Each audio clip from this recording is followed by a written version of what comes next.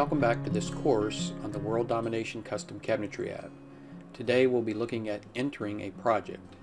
I'll move fairly quickly and keep explanations to a minimum, so this will represent a likely time it will take to enter a project and its room. I will not fill in every field, and I will explain some things, so it should be pretty representative. So for a new project, we would always start with a template, and ideally you'll click on the down caret and then the template itself. It adds a few more things and doesn't require you to apply the template later. And so we're just going to use test for pretty much everything. And then the next field is the archive field, and you wouldn't do anything with this at this point, but we want to have it here so you can check it when you need to by just coming to the project. So the archived checkbox will move the job from active views into the archived views. And then the linked rooms field, we typically would not do this here, and I'll show you where in just a few minutes here. Creation date, we'll go ahead and choose today's date. And the project status, we'll just say that this particular project is a remodel and they're painting right now. And then our category is this is a residential remodel, as we just said. And then we'll link a company. And so for the sake of time, I'm not going to add a company. So we'll just choose one of these existing ones. Castle Contractors will be our company. And then our contact, but if we wanted to add it, we could. We'll just go ahead and grab this Buckley as the contact. And then in the win-loss category, we are just beginning the process. So at best case scenario here is that we are pending. So our options are 1, pending, lost, unqualified. And then this is a lookup field. Anytime you see these magnifying glasses, that means it's looking for data somewhere else, so we can't fill those in. The delivery cost, we wouldn't know this early in the process, so we would just leave that blank. And then all of these calculating fields here, they'll calculate from this field being filled in later. If you have a gated neighborhood, then you could enter the gate code here so that your team are not having to call back to the plant or sitting at a gate waiting for somebody to call them back or text them back. Same thing with a garage code and maybe a door code. You could add as many of these as you need. Then we have our table of contents. We've talked about this in the past, so I'm not going to waste any time here. This is just simply each of the headers below, and they are nested.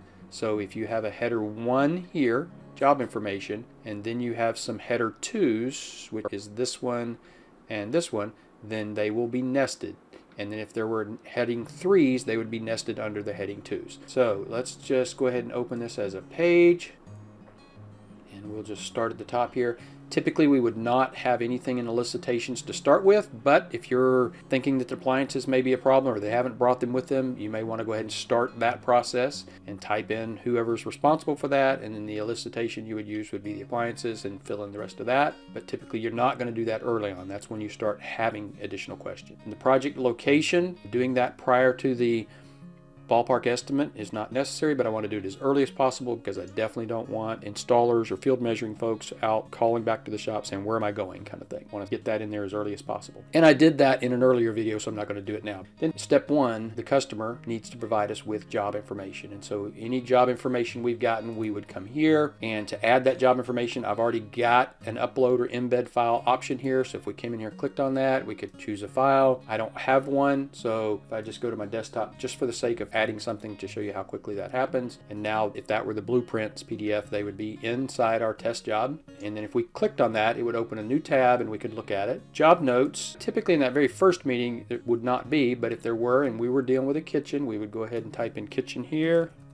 And then as we're talking with the folks, they might tell us something that we want to enter here, that they want a trash pull out in their kitchen. And any other things they would want, we would add those notes here. And then if we had another room, we would change the name of that and add the notes about that room. And then once we're done, we can close these up. If we know the crown mold height, we're going to ask you this again later because there's a good chance they won't know it at this point. But if they do, we'd go ahead and enter that in. So let's say that we know that it's 3.5 inch crown mold. Now we are asking for the height, not the width of the crown. A lot of builders will talk in the width of the molding. They're ordering a 5.25 inch crown. Typically would have a 3.5 inch projection depending on the spring angle. And then our trim width, let's just go ahead and say that's also 3.5, just so we can enter something there. And this ballpark estimate. So the ballpark estimate, this is where we would actually add our rooms. And so you would just click here in the room field and say that this is our kitchen.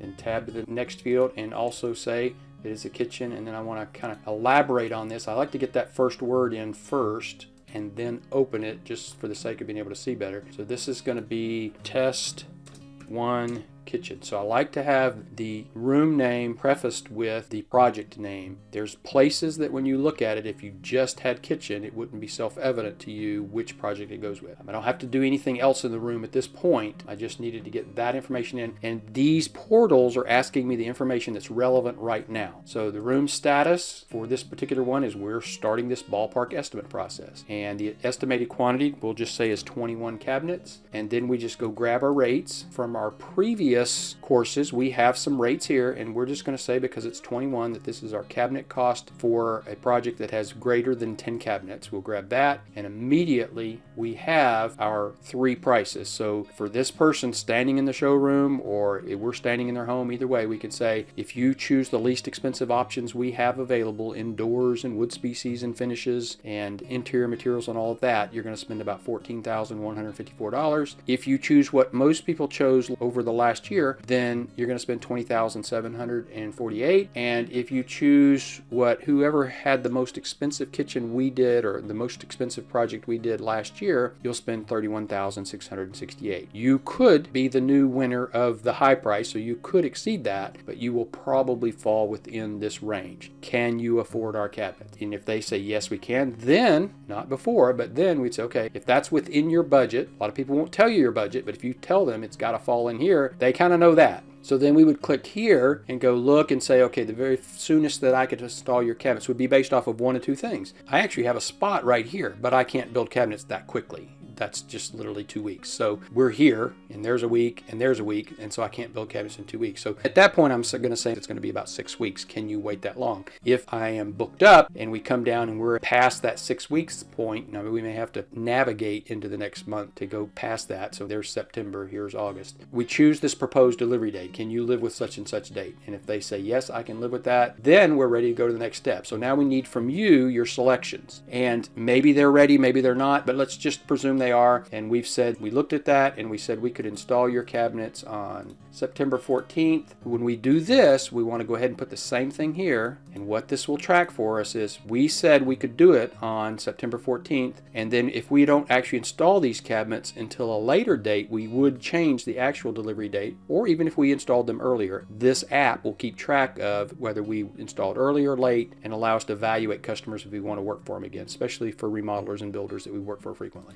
Interior material is just part of the selection. So I'm just going to kind of run through here. I may even speed this up. I'm not going to talk about every one of these, but these are just the questions I need to put into my estimating software to give them a formal estimate. They've said from the ballpark estimate they can afford our cabinets. They've said they can wait until we can actually build their cabinets. So I'm just going to kind of pop through here and answer these questions.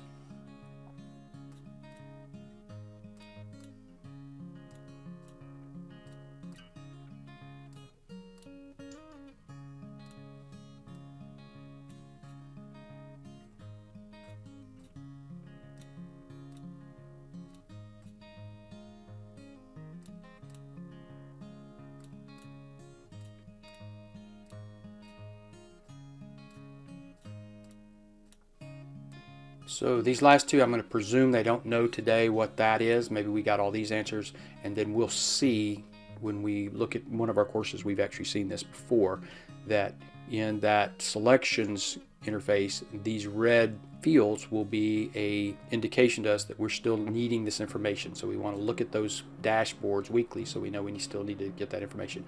So now we've gathered their selections, and hopefully while they're here they've already gotten their appliance specifications and fixture specifications, sinks and appliances. If they have not, then we're going to start using that elicitations area to remind them weekly, to elicit from them that information.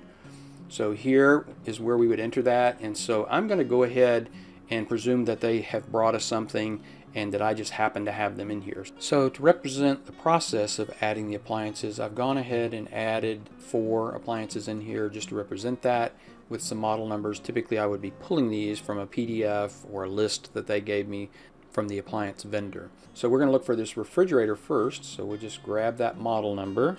Like I say, typically we would be grabbing that from an invoice or quote or something like that.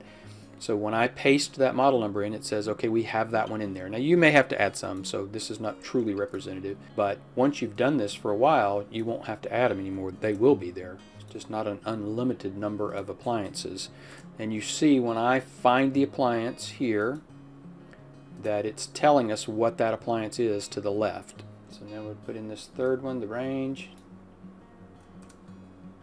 You could also just start typing the model number if you're looking at it on a list, and as you type, it will bring up everything that has those letters in it, and you can narrow your list down. I do like to kind of shrink and make this list bigger and smaller to make certain that everything stacks so that these are aligned up and I know which one is which. I'll grab this microwave, just clicking in the field and searching, and it finds it, and then I'm adding it. So that is our refrigerator, our dishwasher, our range, and our microwave over a range. Alright, so that's the appliances. As I said in the other ones, you don't have to use this questionnaire, and that's not typical to be doing that at this point anyway. You might invite a customer into it and let them do it.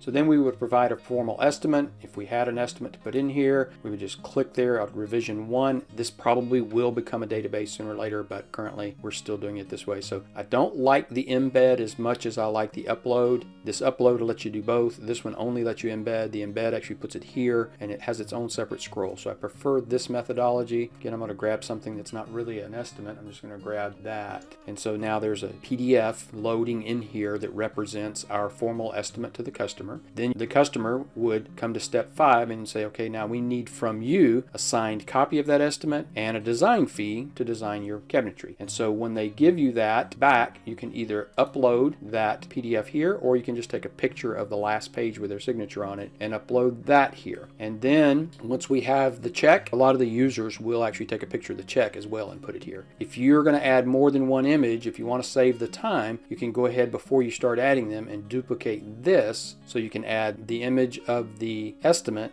and then add the image of the check. Or if you don't do that, you see there's a plus button here. I'll just real quick explain this.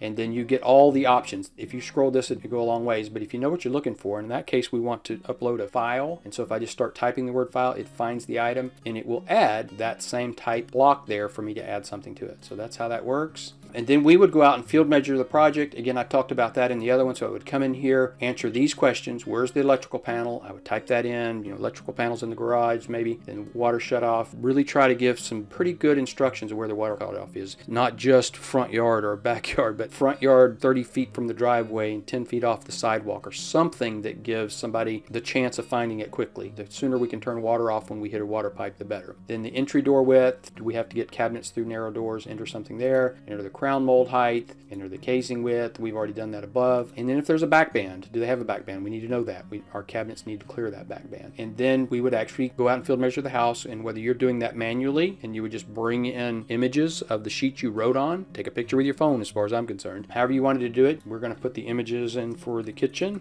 We would open this toggle up and put the images however we collected them, and however we wanted to get them in here, whether we wanted to take pictures with our phone of paper sheets, or whether we used one of the apps, the Bosch app or the Measures app, and then import them. If you import them, they will come to the bottom of the page and you'll drag them up here. But that's what we'll use here. So now it's time for us to design the cabinetry. When we get done drawing the cabinetry, we would come in here and we'd say, hey, I'm going to bring these images. Again, I would rather upload rather than embed. And I'm going to keep grabbing the same PDF and stick it in there. And now I've got my design in here. Now, if we have this design meeting and they make changes, then we would have a revision 2. And if they make more changes, we'd have a revision 3. And I showed you how to duplicate this. If we ended up with a 3, just click on it before you add anything to it, duplicate it. Each time I used one, I add one before I use it. And so then you would ultimately know that this is superseded by this and this is superseded by this. Then we need to review our design with the client. We've given them the design. We're going to review those drawings. We want to make any notes about each room here. Same thing. Come in here and say we had this meeting, kitchen, and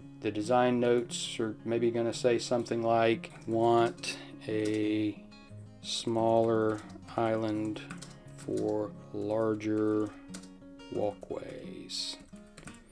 Something like that. Anything the customer passed on to you, you would enter it there and use that to do your modifications to the design. Then once you get this design completely worked out, you should have a set of design drawings here that are the final drawings. And I never use the word final in any of my file names because nothing can be final. I always use numbers and the largest number always supersedes the lower number. Then we would provide a proposal. Once they've approved the drawings, signed the drawings, review our design, typically done at our plant. Once they've signed those drawings, then we need to provide them with a proposal. Most of my clients use Custom Cabinet Estimator. Again, this is a good companion to Custom Cabinet Estimator, and we would upload that proposal. So it would come in here, upload, choose a link, grab my file that happens to be my proposal, and stick it in here, and it's a single source of truth. Now there's some folder somewhere in Google Drive, Dropbox, OneDrive, whatever your favorite cloud is that all these things live in, but we want to be able to access them from here. Anybody that is out in the field with an iPhone or a smartphone, or out in the field with a tablet, we want them to be able to access them from here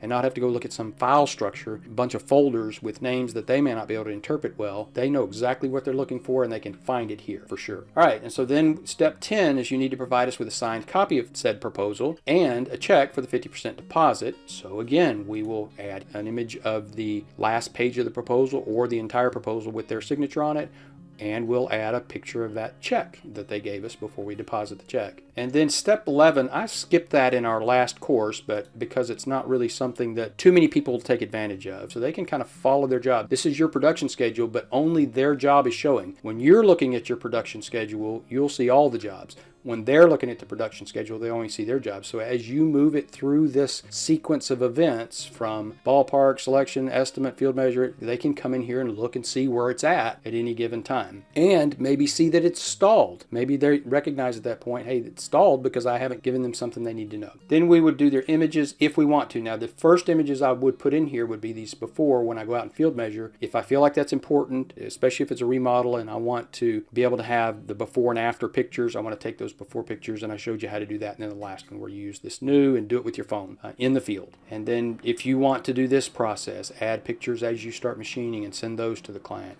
Add pictures as you start assembly and send those to the client and the finishing and all that. So you would go through each one of these at installation. Again, I'm going to document that very well. Be a lot of pictures there, and then hopefully you can make an appointment and go back and do your after. If you have any accessories, this may end up by the appliances later or even get combined with the appliances, but if you have trash pullouts and things like that, we would put that data down here currently. And the reason is a lot of that stuff we're importing, and anything you import comes to the bottom of this page. So that's representative of how long it would take you to enter a project in here. And again, I'm at 24 minutes of recording, and this recording will be edited down to much less than that. This is representative. You're going to spend around 10, 15 minutes at the most to enter this data over a period of days and weeks. So that covers everything I wanted to touch on about entering projects in this external customer-facing page of this app. Up next, we'll start covering the internal page, and this is the things that relate to your team. Thanks for watching.